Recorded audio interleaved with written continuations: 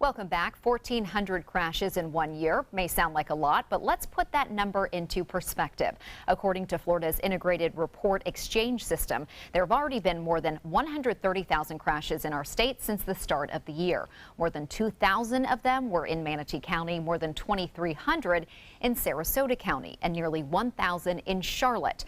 While incidents on the interstate only make up a fraction of total crashes, it can still be daunting to drive with high speed limits, construction, and heavy traffic. So how can you stay safe?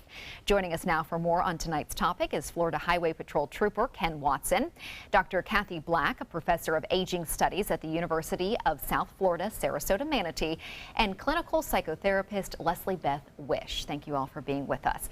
I have to start with LeslieBeth because I just want to know what all these props are. I looked over and I saw stuffed animals and a trophy and all, so I just need to know the story behind this.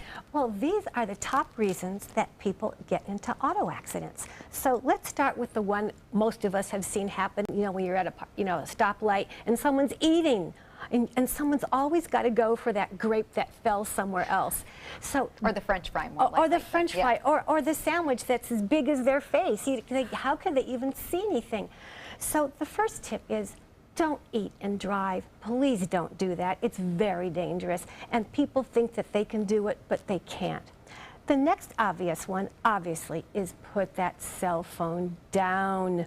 You don't need to be connected every single second of your life. You can handle it. And if it's a really important call or you're absolutely starved, there's a rest stop that you can go to.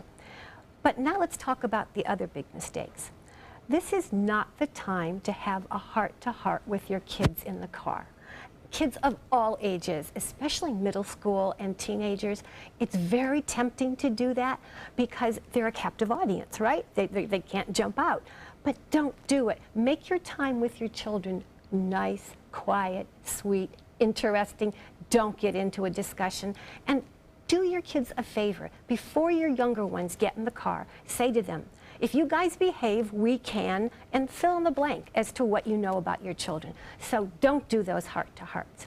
And along the same vein, don't have a heart-to-heart with your partner, right? Because that's going to end up like this. It starts out really nice and quiet, and we're going to have, a controlled, nice conversation, but it doesn't work. So again, the solution is do it somewhere else. So all these are easy to fix. The only one that's hard to fix is the person who thinks that they can handle everything, that they're the best driver, nothing's going to happen to them. And the best thing I can say, the best advice I can give to people who think this is there's nothing wrong in not being the best driver. Okay, being cautious. All right, now, Trooper Ken Watson, I want to hear your response to some of these things about what we can do to stay safe behind the wheel, and maybe what you see when you're out at a crash scene and what maybe the drivers are telling you that maybe caused the crash. Without question, the biggest issue that we do have is distracted driving. Whether it is the devices that we're using, whether conversation with someone else in the car, and what troopers and policemen and deputies see on a daily occurrence when there is another crash is traffic slowing down, looking at what happened, and literally taking out their cell phones, not watching what's in front of them, and filming the action that's on the side of the road. And this is something that we have to put a stop to. It is paramount that we all understand the most important thing you're doing at that time is driving that automobile. Both hands on the wheel. You have 3 mirrors. Use all of them. And again, spatial orientation is the key. Okay, and Dr. Black, tell us a little bit about your specialty and what you see with aging drivers. Well, older drivers are actually safer drivers. They tend to wear their seatbelts and follow the speed limits, and they tend not to drink. But there are changes with aging that do affect our ability to drive, and things that affect our vision, things that affect our hearing, our mobility, our ability to operate that vehicle. So there's a whole bunch of factors involved, but there's a lot of things that people can do, and there's a lot of things that FDOT has already done to make the roadway safer for people. So a little bit of it is engineering, some of it is people's behavior, and some of it is your fit with your vehicle as well. Okay, and you did bring up an interesting point. Statistically, yes, the older drivers don't tend to get into as many crashes as the younger drivers. But when they are in accidents, they tend to be injured more or die because of generally more frailty. Right. But so they're not involved. Yes. But what I noticed, though, is a lot of the older drivers in our area, they seem a little apprehensive. Not all, that's not all, but sometimes when I've experienced some of these issues, they seem a little apprehensive. How important is it that we're confident, not overly confident, yes, like we discussed, but confident behind the wheel and defensive behind the wheel? Well, that's a very interesting one. People do need to feel confident when they drive. There's so many factors involved in driving that require you to coordinate multiple skill sets. And we do have growing numbers of people with cognitive issues. We also have serious issues with medication use that does affect people's cognition with age, including a whole range of medications, and in some cases medications that people have started taking and they still don't know the effect on themselves yet. So there's a whole bunch of factors that can affect that, but I think the most important thing that I want to share is that we live in an auto-dependent world, and if people can't drive, particularly in this nation where it's part of our identity, they end up being cooped up, and that's not good for people. So as a society, we need to do more to help people stay active. Okay, and we have much more on that coming up. We're just getting started. We'll pick up our conversation right after we get a check on our weather. Welcome back. If you're just joining us, we're discussing accidents along I-75 on the Suncoast and what you can do to stay safe on the road. Our guests tonight are Trooper Ken Watson of the Florida Highway Patrol, Dr. Kathy Black of the University of South Florida Sarasota Manatee, and LeslieBeth Wish, a clinical psychotherapist. So thanks for being with us, and we're going to join our conversation once again. And I want to start with Ken. Tell me a little bit about when you go out to respond to an accident on I-75, what's the most common issues that you see involved in the crash? You mentioned distracted driving, but is construction an issue? Is the weather an issue? Anything that is going to take your attention away from the task at hand, which is operating that motor vehicle, is a distraction. Obviously, all of the construction we have can and will be a distraction. We have to pay attention, make sure that your eyes are in front of you, and you're not looking at all of that equipment. You're not looking at everything that's about to change in our area. And of course, when everything slows down and you witness another crash, we have secondary crashes because people simply are not paying attention. They want to see the crash. They want to see what happened. And if they want to do that, the best thing to do is watch ABC 7, keep your eyes on the road, and that way everyone gets to their destination safely. Okay. And now we started talking about aging drivers a little bit. Yes.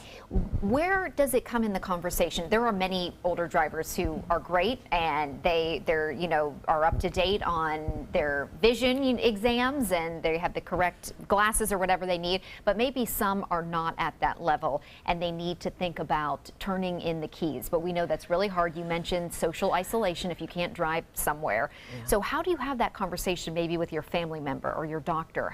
How do you start that? It's a very difficult conversation. I think the most important thing to say is that chronology, the age alone is not a factor. People do age differently. Body senses do age at different rates. And so you can have somebody in their 90s with very good vision, for example, and somebody in their 20s with poor vision. So age in and of itself is never the factor. However, the Department of Motor Vehicles in the state of Florida, you require a vision test every 8 years until you are 80, and after age 80, it is 6 years. And people do have to follow that. It's very difficult. Families told us, caregivers told us, people told us how hard it is to get the keys away from someone because, again, people are so heavily dependent we live in a largely suburban area, and people really do need to drive to get where they're going. We've heard people expecting their doctors to tell them or expecting DMV to tell them, and it doesn't work like that. And so it's a real challenge for everybody. So is there a way to start that conversation if you think you have an aging parent who may need to think about turning in the keys? Yeah, you should be alert to some of the things that you might see, someone getting lost, dents on the car, people being fearful about going out. Those are triggers to maybe have that discussion and really begin that dialogue. But more importantly, when you take those keys away, we want to have options for people. people need to have options to still get out and get about, and then the transition's easier. I think it's something maybe trying to teach Uber or sign up for Uber on their behalf, or something like that could help. The ride-sharing options are really important. You have to have a smartphone to use them, and so it's not going to work for everybody today, but there are increasingly more services available in our community.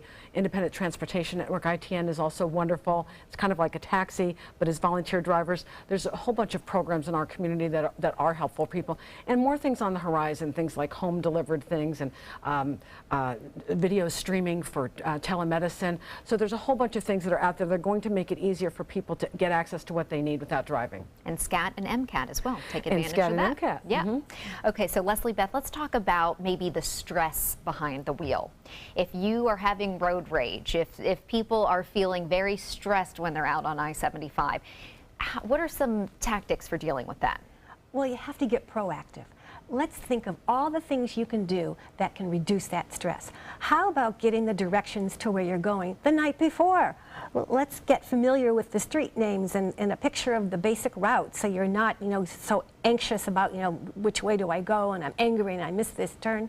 The other thing you can do is get up a little earlier, and for women especially, put your makeup on at home. Okay, you can't trust that the light's going to turn red and that you're going to notice that it's red. And finally, and most importantly, don't do something which is so common. We've all done this before.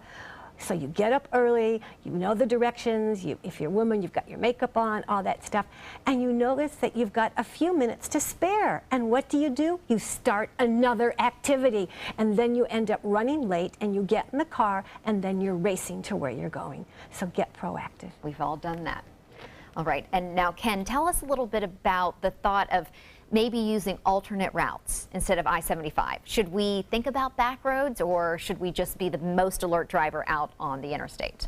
It all depends on where you're going and planning ahead, and obviously being alert, turning on the television, looking at your smartphone. If you have a device, you want to make sure that there is not a crash on the interstate, or make sure there's not a crash on US 41.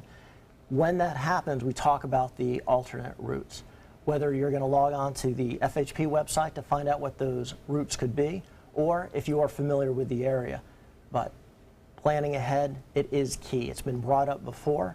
Leave a little bit early. You would be amazed at how quickly you will get to your destination when you are relaxed. True. Now, is it safer? Are there any statistics showing that these smaller back roads are safer, or that the interstate is safer?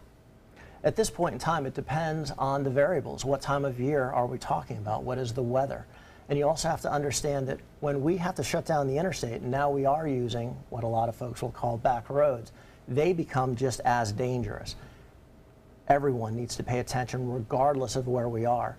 The interstate tends to be dangerous only because people tend to not pay attention, especially on a beautiful day. They figure that they'll have more than enough time to stop if something comes up. Bottom line is that's not true. That's why we always have to pay attention. And who is at fault when you do get into a crash? How do you all assess who is at fault at that point? Bottom line is our investigators will take notes on scene. We are looking at the damage to the vehicles. We are taking witness statements.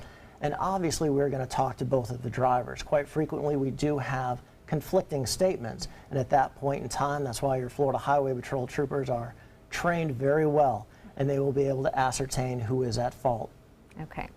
Now, getting back to the issue of the aging drivers, are there some steps that drivers can take to get up to speed? I actually did a report recently on this, and I know that there are a few things, but maybe you can tell us a little bit more about what people can do to make sure they're up to speed on current laws, and are they, maybe assess their skills or take a refresher? Yeah, there's a lot of things that they can do, and people do need to look at their skills. And one of the things I'd like to recommend is vehicle safety. And there's a car fit that's a program that's out there through the AAA, and also occupational therapists will work. You've heard of the car seat fit for a toddler. So this is a car fit. Is the car working for you? Are you able to maneuver? Are you able to handle the dashboard? Are you able to grab the steering wheel? Are you at a safe distance? And so it will make sure that you're able to do those things. And there's a lot of adaptive things that people can do as well. And there are courses out there for drivers who want to take a refresher, because it really doesn't matter your age. It's been a long time for all of us since we took those driving classes. That's right. Okay. Well, when we come back, we're going to have our final thoughts from our guests, plus what some of our viewers are saying. Like it or not, most of us end up driving on the interstate. So what can you do to stay safe behind the wheel? Our guests join us for their final thoughts. And I know, Ken, you want to talk about the move over law. I really do. It's very important that everyone understand that when you have a patrolman out there, or if you have an ambulance, a tow truck driver, those wonderful road rangers that we have on the interstate, give them the room and the safety they need to work. Try to move over that additional lane. If you're not able to do that, you want to slow down, making sure that they can safely work and clear that scene as quickly as possible so we can get that roadway opened up, not only quickly but safely, and give you the opportunity to get to your destination in a reasonable amount of time. There's so many variables out there. There's a plethora of reasons why people get into these crashes. The bottom line is you need to let us clear them quickly and then get you on your way. All right, good. And LeslieBeth, your final thoughts. Yes, my advice might sound a little strange, but I want you to pretend that you are now your own mother. I want you to think about what it was like when you have a teenage child and you were so worried when they were behind the wheel, or maybe your sister, or brother, cousin, whatever, friend. And I want you to think of all the advice that you gave them and all the things that you worried about, and then make sure you do them for yourself behind the wheel. And maybe thinking about some of the things you did when you were first driving, being that extra cautious driver, we kind of let it go by the wayside as we've been driving for longer. Absolutely. And I mean, not bad advice if you had one of these stuffed animals, if you were getting in a road rage feeling, you know, just... That's an idea.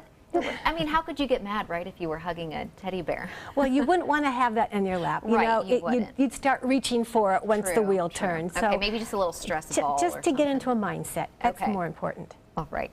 And Dr. Black, your final thoughts. Just if you wear your glasses, if you have a hearing aid, make sure you have your window open because wind can affect the hearing aid. Keep yourself as healthy in your range of motion so that you can turn your head and yield to those right-of-ways to those vehicles, and keep yourself as healthy as possible, and then consider those options that are available to you if you're unable to drive anymore. And if you're an aging driver watching right now and you're thinking, I don't even know where to go, who would I call? Florida Department of Transportation has a coalition of safe mobility, and it's just the most incredible resource. And it's Florida Department of Transportation Coalition for Safe Mobility.